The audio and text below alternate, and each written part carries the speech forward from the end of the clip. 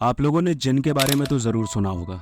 जिन ghost से काफ़ी अलग होते हैं और ऐसा माना जाता है कि जिन का कोई फिजिकल फॉर्म नहीं होता, वो बेसिकली आग से बने होते हैं और अपने आप को किसी भी फॉर्म में बदल सकते हैं। लाइक वो human being, insects, fish, animal, कुछ भी हो सकता है और ये बहुत ज़्यादा पावरफुल होते हैं। और ऐसा भी बोला जाता है कि इनकी प्रेजेंस जो रहती है सालों हज़ारों सालों तक रहती है। जिनको आप फिजिकल फॉर्म में नहीं देख सकते, लेकिन आप उनकी प्रेजेंस फील कर सकते हो। आप महसूस कर सकते हो कि वो आपके आसपास है या आप उनसे पोजेस्ड हो। और आपने ये भी सुना होगा कि जिन दो टाइप के होते हैं, एक अच्छे जिन होते हैं, एक बुरे जिन होते हैं। अच्छे जिन आपकी लाइफ बना सकते हैं, आपका बिजनेस ग्रो करा सकते हैं, आपको बहुत ज़्यादा अमीर बना सकते हैं। लेकिन वहीं पर जो बुरे जिन होते हैं वो आपकी जान भी ले सकते हैं और वो बहुत बहुत ज़्यादा ख़तरनाक होते हैं। तो आज की हमारी जो स्टोरी है वो भी बुरे जिन से रिलेटेड है। So without any further delay, let's get started. ये स्टोरी इरशाद की है और उसकी मौसी की है। इरशाद मैसूर में रहता था और जहाँ पर वो रहता था उसके 1-2 किलोमीटर दूर पर ही उसकी मौसी रहती थी, उसकी मम्मी की सगी बहन। और हमेशा वो उसके घर आया जाया करती थी। तो इरशाद के घर का एक रिचुअल था कि हर रोज़, मतलब हर शाम को 6 से 7 बजे के बीच में वो लोग बाहर वरांदे में अपने घर के बाहर बैठकर चाय पिया करते थे और बातें करते थे। और चाय पीने के लिए कभी कभी उसकी मौसी भी आ जाती थी और उसकी मौसी का नाम था सबरीना। तो सबरीना कभी कभी चाय पीने आती थी। तो एक दिन ऐसे ही वो लोग चाय पी रहे थे और उस दिन उसकी मौसी भी आने वाली थी। तो काफ़ी लेट हो गया लेकिन उसकी मौसी नहीं आई और सब लोग चाय वाय पी चुके थे कि तभी अचानक से उसकी मौसी आती है और बिना किसी से बात किए, बिना किसी को ग्रीट किए अचानक कमरे में चली जाती है। मतलब इरशाद की मम्मी के कमरे में चली जाती है और दरवाज़ा बंद कर लेती है। तो बाहर इरशाद और इरशाद के पापा और उसकी मम्मी को ये बहुत अजीब लगता है कि क्या हुआ यार, आई और अचानक मतलब कमरे में चली गई। ये बहुत उनको स्ट्रेंज लगता है क्योंकि ऐसा कभी पहले उनके साथ हुआ नहीं। तो उनको लगता है कि शायद इसकी तबीयत ख़राब होगी या कुछ होगा। तो वो जाती है उसकी मम्मी चेक करने के लिए। तो इरशाद की मम्मी कमरे में जाती है पूछने की क्या हुआ।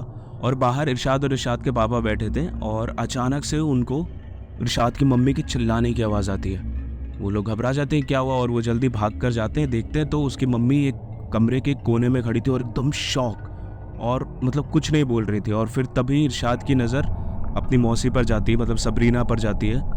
और वो देखता है कि उसकी मौसी ऐसा बिस्तर पे बैठी हैं और क्रीपी स्माइल कर रही हैं और इतना मतलब ऐसे ऊपर देख रही हैं किसी को। मतलब ऐसा लग रहा था वो किसी को देखकर स्माइल कर रही हैं और वो स्माइल बहुत ज़्यादा क्रीपी थी।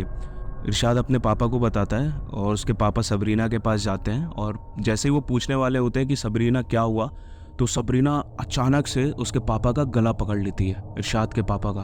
और अचानक से बहुत डरावनी आवाज़ में सबरीना कहती है कि मुझे आज के बाद टोकना मत, मेरे रास्ते कभी मत आना, वरना मैं तुझे भी मार डालूंगा। और ये सुनकर सब लोग शॉक हो जाते हैं और क्योंकि उसकी जो आवाज़ थी एकदम आदमी की तरह थी और बहुत ज़्यादा डरावनी और बहुत ज़्यादा भारी आवाज़, बहुत ज़्यादा भारी आवाज़।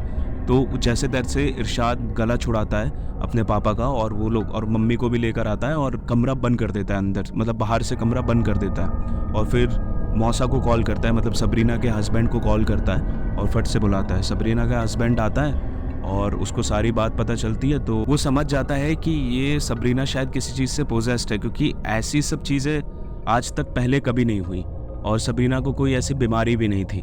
तो वो फट से एक मौलवी को कॉल करता है। तो वो मौलवी आते हैं और सारी बात बताते हैं फैमिली वाले कि ऐसा ऐसा हुआ है। दरवाज़ा बाहर से बनता है और वो मौलवी दरवाजे के बाहर खड़े होते हैं और प्रेयर करते हैं। मतलब मुस्लिम में जो प्रेयर होती है, आयत जिसको बोलते हैं, अगर मैं गलत नहीं हूँ तो जब वो आयत पढ़ रहे थे तो अंदर से सबरीना की और तेज तेज चिल्लाने की आवाज़ आ रही थी और वो सारे, ऐसा लग रहा था कि वो कमरे के जो सारे सामान है वो उठा के इधर उधर फेंक रही है और बहुत तेज चिल्लाने की आवाज़ आ रही थी। और ऐसा लग रहा था कि मतलब कोई शेर जब गुर्राता है वैसी जो आवाज़ आती है ना, वैसी आवाज़ अंदर से आ रही थी। और जब उनकी प्रेयर आयत जो है वो ख़त्म हुई तो सबरीना, जो अंदर से आवाज़ आ रही थी, वो शांत हो गई। सबरीना शांत हो गई और उन्होंने दरवाज़ा खोला तो देखा सबरीना नीचे ज़मीन पर पड़ी हुई थी। उसको उठाया, उसको पानी वानी पिलाया, फिर डॉक्टर को भी बुलाया कि शायद कुछ दिक्कत हो या क्या प्रॉब्लम हो गई, क्योंकि वो ना 1-2 मतलब लगभग 2 दिन तक तो बेहोशी थी। और डॉक्टर भी जब आया था तो उसने हाई डोज का इंजेक्शन दिया था और उसके कारण भी वो 2 दिन तक बेहोश थी। फिर उसके 3-4 दिन तक कुछ नहीं हुआ और उन्हीं 3-4 दिनों में वो मौलवी आते थे, आयत पढ़ते थे और सबरीना एक तरीके से ठीक हो गई थी। लगभग 1-2 हफ्ते बाद सबरीना बिल्कुल ठीक हो गई और सबको लगा कि इसके अंदर जो भी घोस्ट, भूत या आप जिन कह लो, कुछ भी आपको कहना, डीमन, कोई भी डीमन से जो ये पोजेस थी वो चला गया है। अब मैं आपको इसकी बैक स्टोरी सुनाता हूँ कि असल में सबरीना के साथ हुआ क्या था। मतलब अगर वो पोजेस्ड थी तो इससे पहले उसके साथ क्या हुआ था। मतलब जिस दिन वो चाय पीने के लिए आई थी और अचानक कमरे में चली गई थी, उसके 3 दिन पहले उसके साथ कुछ हुआ था।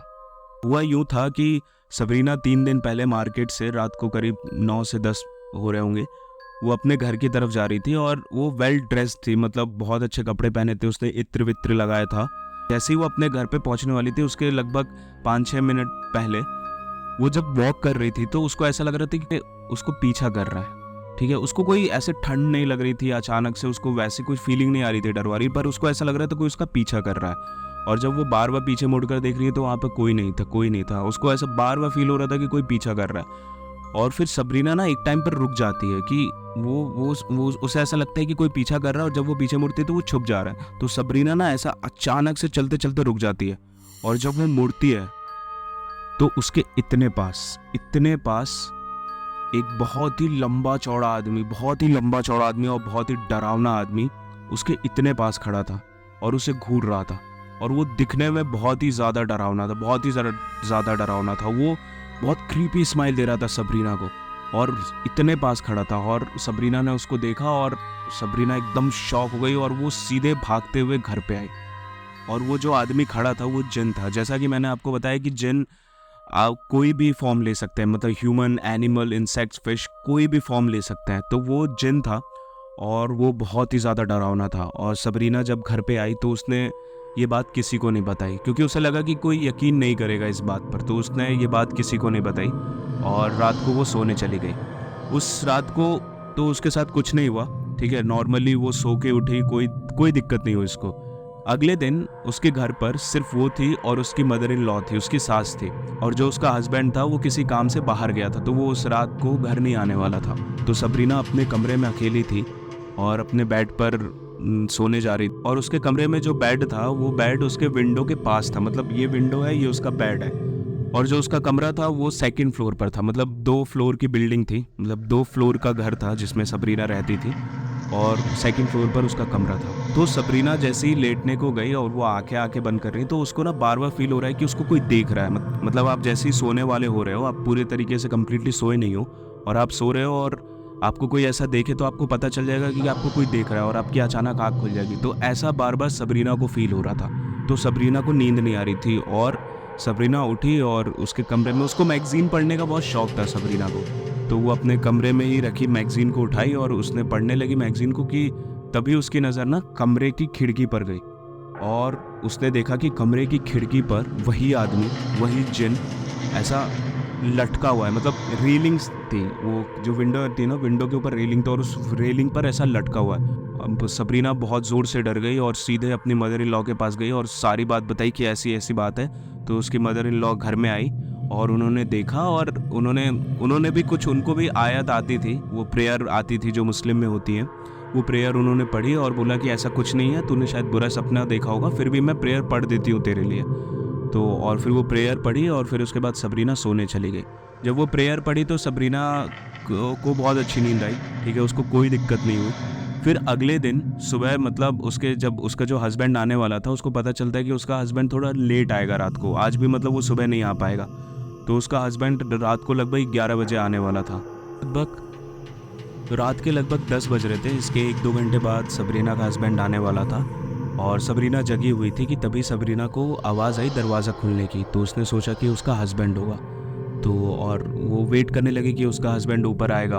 और जैसे ही उसका हस्बैंड आया और सबरीना ने उसको देखा और वो बहुत तेज़ चिल्लाई। वो उसका जो हस्बैंड था वो उसका हस्बैंड नहीं था, वो जिन था, वो वही आदमी था, वो बहुत लंबा चौड़ा। इस बार वो सबरीना के पास खड़ा था और बहुत क्रीपी स्माइल कर रहा था और उसने उसका गला पकड़ा सबरीना का और बोला कि अब मैं तुझे छोड़ूंगा नहीं। और उसने बोला कि अब मैं तुझे छोड़ूंगा नहीं, तू मेरे रास्ते क्यों आई, तूने मुझे टोका क्यों, मैं तुझे नहीं छोड़ूंगा।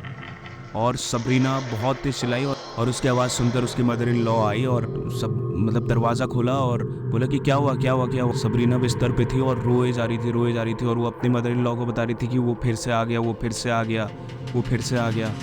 और फिर जस्ट उसके आधे घंटे बाद सबरीना का हस्बैंड भी आ गया। सबरीना के हस्बैंड को सारी बात बताई गई। सबरीना के हस्बैंड को लगा कि यार फिर से इसका मतलब वहम चालू हो गया। ऐसा कुछ हुआ नहीं, क्योंकि उन लोग को कुछ फील ही नहीं हो रहा था और ये जो भी हो रहा था सबरीना के साथ हो रहा था। और जब कभी कभी वो कमरे में अकेली होती, उसकी मदर इन लॉ नीचे वाले रूम में होती और उसका हस्बैंड काम पर गया था, तो सबरीना के कमरे से बहुत ही डरावनी आवाज़ आती, बहुत ही डरावनी आवाज़, जैसे कि कभी एक औरत बोल रही है, कभी एक आदमी बोल रहा है, कभी एक औरत कभी एक आदमी, मतलब ऐसा चलता रहता जैसे दोनों में। और जो आदमी की आवाज़ रहती थी वो बहुत डरावनी रहती थी और ऐसा उसकी मदर इन लॉ को सुनाई देता था। Now back to the story. सब लोग को लग रहा था कि सबरीना ठीक हो चुकी है। जब वो मौलवी आए थे और उन्होंने आयत पढ़ी थी, वो प्रेयर पढ़ी थी, तो सब लोग को लगा था कि सबरीना ठीक हो गई है। उसके ऊपर जो भी था, जो भी घोस्ट या जिन, उन लोग को नहीं पता था कि वो कोई जिन है या घोस्ट है, ठीक है। और मौलवी को पता था, लेकिन उन मौलवी ने किसी को नहीं बताया, क्योंकि उनको लगा कि फैमिली वाले डर जाएंगे, क्योंकि मैंने जैसा आपको बताया कि जिन बहुत ज़्यादा पावरफुल होते हैं। तो उन मौलवी ने किसी को कुछ नहीं बताया। तो सब लोग को लगा कि सबरीना बिल्कुल ठीक हो चुकी है और उसके 1-2 हफ्ते तक कुछ नहीं हो रहा था। सबरीना बहुत ज़्यादा नॉर्मल थी, हंसती थी, आती थी, चाय पीती थी इरशाद की फैमिली के साथ और अपने घर जाती थी, कोई दिक्कत नहीं थी। धीरे धीरे इंसिडेंट होना चालू हो गए। एक दिन सबरीना मतलब स्कूटी से मार्केट जा रही थी और अचानक उसका एक्सीडेंट हो जाता है और उसका एक्सीडेंट बहुत बुरा होता है। मतलब उसके पैर फ्रैक्चर हो जाता है, एक हाथ फ्रैक्चर हो जाता है, यहाँ पर बहुत गंदी चोट लगी रहती है। और उस टाइम पर इरशाद ना कॉलेज में होता है और जब वो खबर सुनता है कि उसकी मौसी का एक्सीडेंट हो गया है तो वो भागकर हॉस्पिटल आता है देखने के लिए। तो उसकी जो मौसी थी वो बहुत उनकी क्रिटिकल कंडीशन थी और मतलब ऐसा था कि बच सकती थी, ऐसा नहीं है कि वो नहीं बच सकती थी, बच सकती थी, लेकिन बहुत टाइम लगता रिकवर होने में।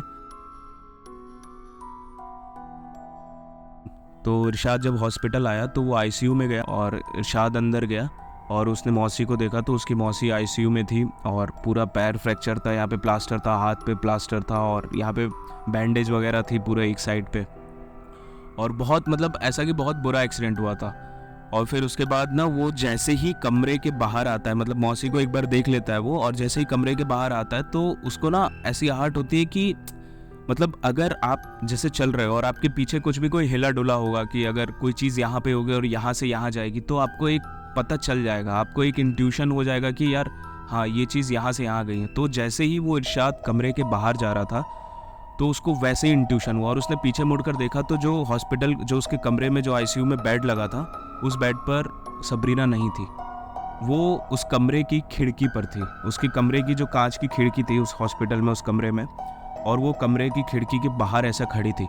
और उसने ऐसा देखा और वो दंग रह गया, क्योंकि यार प्लास्टर लगा है, आप खुद से चल नहीं सकते, पूरा डैमेज, अभी आप बेहोश थे और अचानक से वो उधर खिड़की के पास।